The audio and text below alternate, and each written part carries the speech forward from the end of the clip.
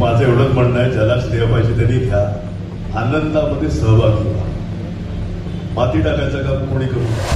हे 4 रेल्वेवरचे ब्रिज किती पत्र टाकले ते बघून घ्या. लोक मूर्ख नाहीयेत, लोकांना बरोबर माहिती आहे कोण धावपळ करते, कोण मिटिंगा करतात. तुम्हाला हॉस्पिटलचा प्लॅन माहिती आहे, महापालिकेच्या अधिकाऱ्यांना पण हॉस्पिटल कसं होणार आहे याची माहिती नाही. 2 माणसांना प्लॅन पाठ आहे, एक आर्किटेक्ट ज्याला मी नेमलेला आणि मला, कारण की आम्ही दोघांनीच बसून तो प्लॅन पाठ केलेला आहे. आणि अंबानीच्या हॉस्पिटलपेक्षा चांगलं हॉस्पिटल आपल्या सोपाराला बनेल एवढी मी गॅरंटी देतो. नालासोपारा से विधायक क्षितिज ठाकुर ने क्षितिज संवाद कार्यक्रम का आयोजन किया.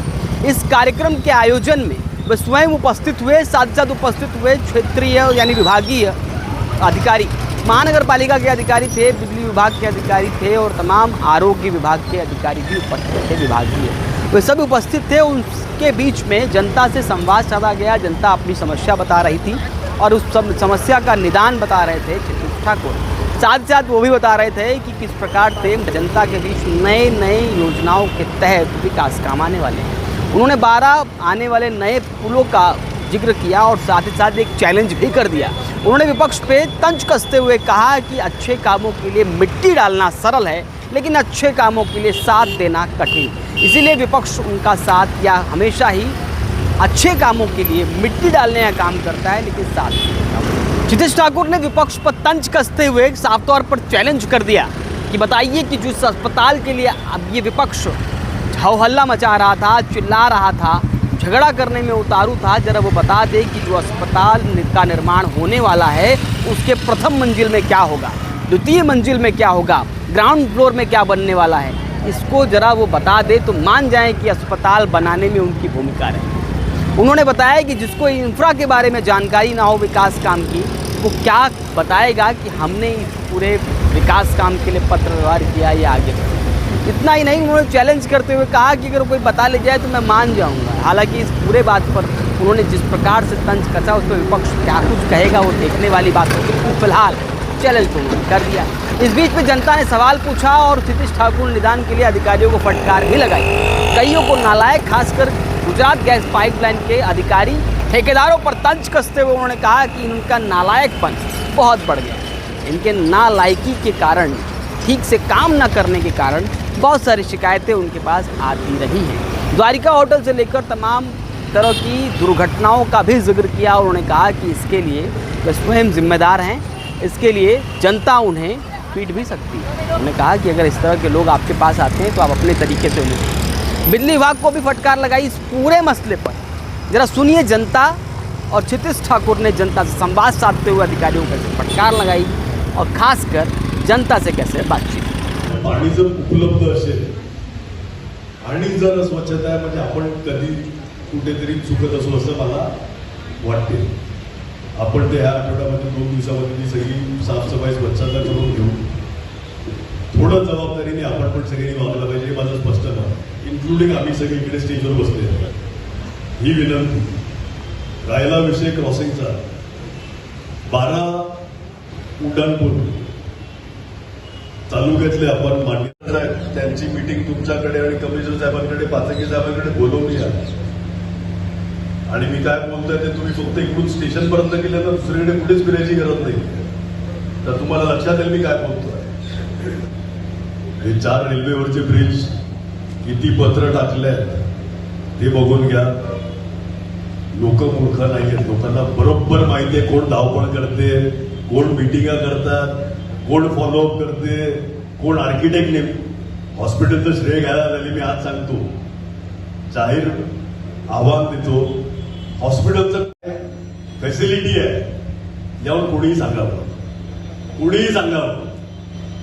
2 माणसांना प्लॅन पाठ आहे, एक आर्किटेक्ट ज्याला मी नेमलेला आणि मला, कारण की आम्ही दोघांनीच बसून तो प्लॅन पाठ केलेला आहे. तुम्हाला माहित आहे का हॉस्पिटलचा प्लॅन?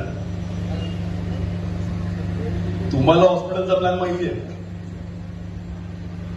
महापालिकेच्या अधिकाऱ्यांना पण हॉस्पिटल कसं होणार आहे याची माहिती नाही. 100% प्लॅन मी आणि आपण नेमलेला आर्किटेक्ट, महापालिकेचा आर्किटेक्ट नाही. आणि अंबानीच्या हॉस्पिटलपेक्षा चांगलं हॉस्पिटल आपल्या सोपानाला पडेल एवढी मी गॅरंटी आहे. श्रेय घ्यायला या, आम्ही किती दिवे लावले बोलायला या, आनंदामध्ये सहभागी व्हा, उगाचच ताटामध्ये माती टाकायला येऊ नका. एवढीच विनंती जाहीरपणे मी सगळ्यात म्हटलं तो बरोबर आहे. बरोबर आहे. मग कॉन्ट्रॅक्टरची बिलं निघाली कशी? जर ते बोलतात ते बरोबर आहे, मग कॉन्ट्रॅक्टरची बिलं कशी? बरोबर. या इकडचा जो नाला आहे, मोठा नाला आहे, त्या ठिकाणी मच्छरांचा प्रादुर्भाव आहे. ज्यावेळी आम्ही नालेसफाई केली त्यावेळी मी सुद्धा हा प्रश्न उपस्थित केला होता की हा इथे बंद का करण्यात येत नाही ग्राउंडच्या बाजूला आपल्या इकडचा नाला जो आहे तर त्याला असं झाकणं वगैरे वाईट परिणाम वगैरे म्हणजे जेणेकरून ते सोल्युशन नाहीये. जर आपली लोकांकडून पण जर मागणी असेल ना की मोठा नाळा बंद करणार पाहिजे, मच्छराचा त्रास वाढेल, ही मी आज सरकारची जबाबदारीने बोलतो. नाळे सफाई करत असताना जेव्हा तुमचं टेंडर निघालेलं पावसाळ्याचे तेव्हा मी बोललेलं की हे लोक आयसीन झालाय का तिकडे आज? झालाय का तिकडे आज? नाही. मी गेलो नाहीये, मला माहिती नाही कुठल्या नाळाचं होतात. मी आता सांगतो की तिकडे आयसीन असणार. आयसीन म्हणजे काय? म्हणजे काय? हिरवा पाला पाचोळा जो नाळ्यावरती उगतो तो झालाय का तिकडे? आहे. मला कसं माहिती की तिकडे असणार? त्याच्यामध्येच मच्छर येतात. मॅडम बोलल्या मागून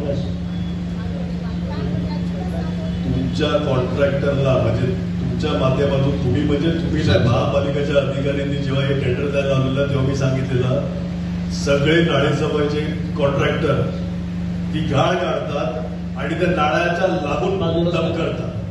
मी स्पेसिफिक सांगितलेलं की ते अख्खं जिकडे डंपयार्ड आहे तिकडे ते ट्रांसपोर्ट केलं पाहिजे. इस पूरे जनसंवाद के बाद में आए हुए लोगों से हमने बातचीत की तो उन्होंने क्या कुछ कहा, जरा वो भी सुनो. मैं आया था साईं बाबा मंदिर के यहाँ पे और बातचीत हुई थी कि जिनके जो भी प्रॉब्लम्स है, पर्सनल प्रॉब्लम्स है, सोसाइटी के प्रॉब्लम, जो भी प्रॉब्लम्स है वहाँ पे जाके बताना है. क्षिति जी ठाकुर जी यहाँ पे आमदार है, उनको भी बताना था. तो जो भी प्रॉब्लम्स है उनका उस पर सॉल्यूशन निकाले.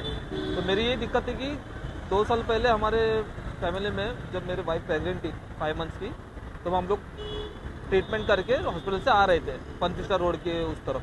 तो वो टाइम पे हुआ क्या कि गाड़ी खड्डे में फंस गई थी, मतलब पटक गई जोर से.